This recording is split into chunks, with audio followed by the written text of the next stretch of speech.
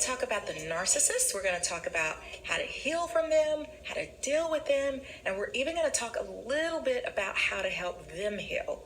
And the reason why I'm so passionate about talking about the narcissist is because I believe that everybody needs to learn about them so that you can protect yourself, because they do a lot of psychological damage and they can be very toxic, they can be very hurtful. And if you don't know who you're dealing with, then you can become a victim, and then you could spend years feeling like something is wrong with you when it's really that you're probably a very nice person with morals and values, and you have just gotten tangled up with a narcissist. So let's break them down a little bit. So narcissists value and they devalue, and that is a form of splitting. Splitting is black and white thinking. So they either think you're amazing or they think you are the scum of the earth. There's no in between. And if they value you, you're going to be in their good graces and they're going to say nice things to you. But if they devalue you, they don't want to hear you. Most people don't split in the way that they do. Let's say your friend hurts your feelings and they say something really mean to you. You'll rationalize, you'll stay in the gray, and you'll say, well, she's done so many nice things for me. I am angry at her for saying that to me, but I'm going to let it go. Now, should you feel sorry for the narcissist? I've heard so many people say, don't ever feel sorry for the narcissist. But think about this. It is a mental disorder. And I'm not saying to feel sorry for them because they wreak havoc on people, but understand they have learned ways to cope from mental abuse, whether it's a too harsh parent, too permissive parent, a neglectful parent, an absent parent. These are coping mechanisms that they have learned to deal with the abuse. What I'm saying is it helps to put things into perspective.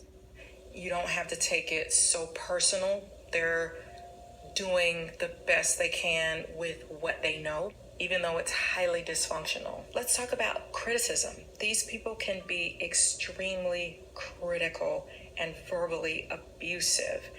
But the interesting, ironic thing is criticism doesn't work on them. And I know they confront people, so they need a taste of their own medicine.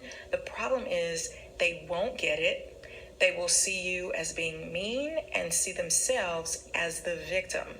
What I'm essentially saying here is for healing purposes. So if you think, I can teach the narcissist to be a better person and to be kinder by criticizing them, that is not going to teach them to heal. Number one, they're not going to have enough people doing that to them for them to step back and say, hey, maybe this is me, even though it's very difficult for them to look internally. It's almost impossible. They're going to feel bad for themselves, and they're not going to understand why you did it, even though they deserved it and they deserve the confrontation. And I'm not saying that you should never confront a narcissist. In fact, I think you have to kind of gauge the situation. But if you have a narcissist that's really pushing to be your friend, or you have a narcissist that you're going to be working closely with all the time, I think there comes a point when you do have to confront the narcissist. Keep in mind, these people are very sensitive. So even though they are the most critical, harsh, confrontational people on earth, some of them hate confrontation. I don't know if it triggers memories of a too harsh parent subconsciously or what, but sometimes confrontation is necessary, and they're very sensitive. So you can kind of talk around it by letting them know, I am confrontational when I need to be. I am not going to allow someone to disrespect me. So you might be surprised. Some of them will get that. Go with your gut instinct, definitely gauge the situation, and then also set boundaries. Let that person know in a friendship world, this friendship is about to be cut off. And you have to show them with your actions. You know, maybe there's a time period that you step away from them for a while so that they see, oh my goodness, she's not joking. She will let this friendship go. And if they still can't get it, bye-bye. they can learn to act better. And then the third thing is go for harmony. And I know that also may sound weird, but you can have harmony with a high functioning narcissist. Now, that doesn't mean that you're not going to have an occasional moment that they may do something, but for the most part, you can strive for harmony.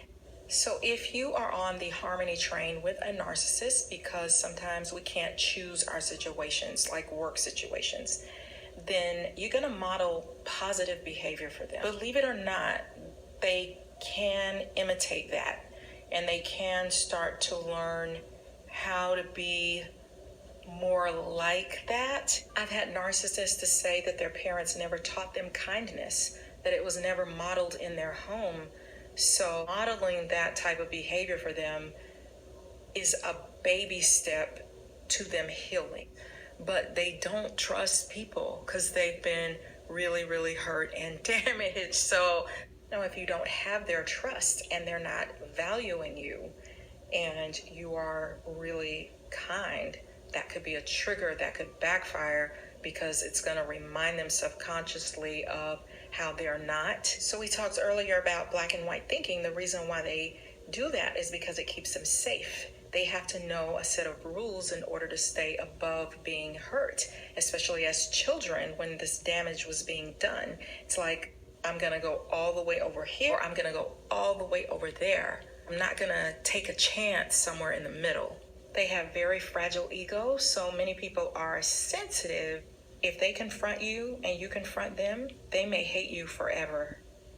They filter things differently.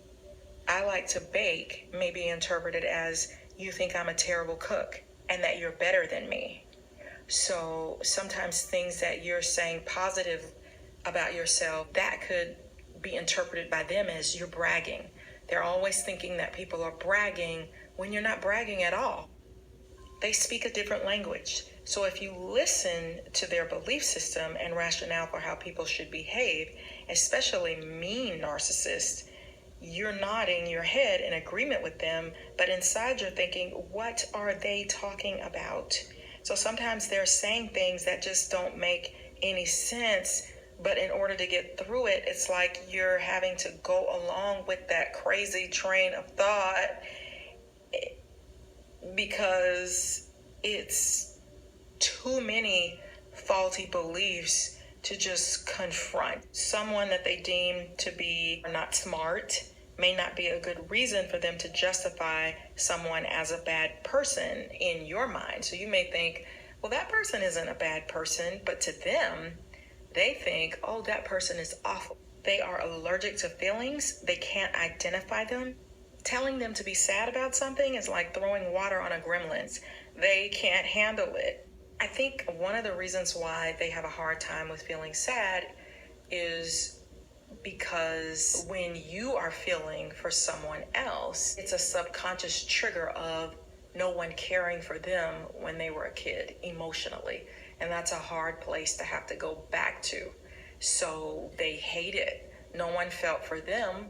They learned not to feel compassion for others because no one felt compassion for them. And that's an extremely painful place and a place that they've learned to block out. So they did not learn how to internalize feelings at all. They don't understand what sadness, what empathy, they don't even, sometimes you could confront a narcissist and say, you sure were angry, or you were really upset with so-and-so, and they'll tell you, I wasn't angry, I wasn't mad. There's no complete cure for mental disorders like this. There's no pill that will erase it, but you want to put them in normal range of functioning. So that's how a therapist could help them. Lack of empathy can be found in the frontal lobe. So there was damage done there. So their point of view is skewed because they had to learn to survive at an early age. So they're immature, really. They have arrested development. It's like dealing with a 2-year-old sometimes. What's interesting about them is they don't seem to really like other narcissistic people. They can see the cruelty in them. They will disown their parents for exhibiting the same behavior that they do in others. So they recognize it in other people, but they just don't recognize that behavior in themselves. They are highly sensitive to criticism. Their egos are very, very fragile. So they can take something that is not meant to be insulting and turn it into something insulting. Like, I once witnessed a guy give a narcissist a pair of gloves when it was freezing cold outside, and she was infuriated by that because she said that that meant he felt like she was incapable of taking care of herself, when it was only a kind gesture. So it's hard because you don't know when you're going to set them off. Ironically, they don't like mean people. They don't like people who say cruel things. If you say something mean to them, they'll say, "Why are you trying to ruin my life?"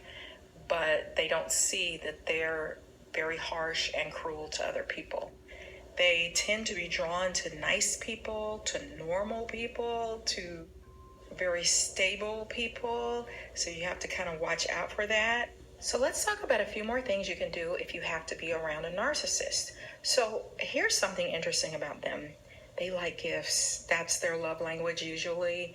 And for some of them, it's also words of affirmation.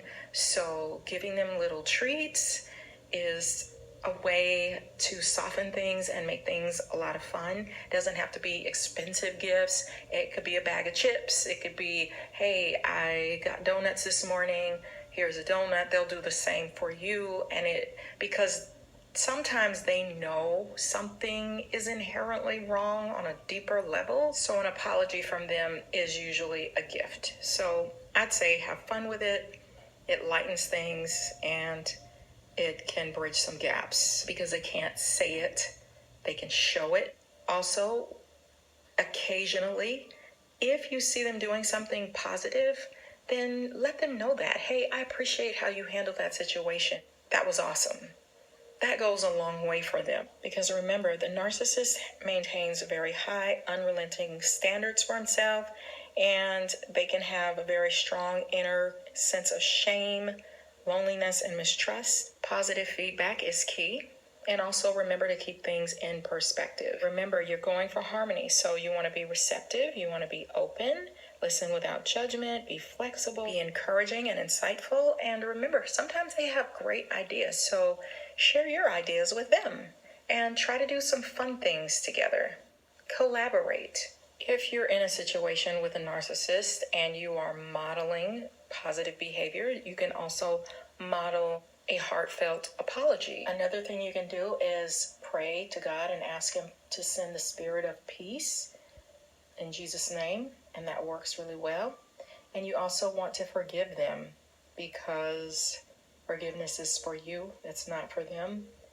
And that's one way to let go of some of the hurts that they have done to you. You know, in the Bible, Jesus said, "Forgive them, for they know not."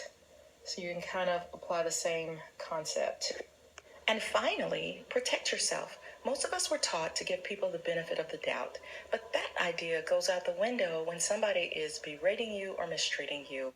That could mean finding a new job, ending a relationship, or reporting someone to a supervisor. Don't keep secrets. Let someone know when somebody is treating you poorly.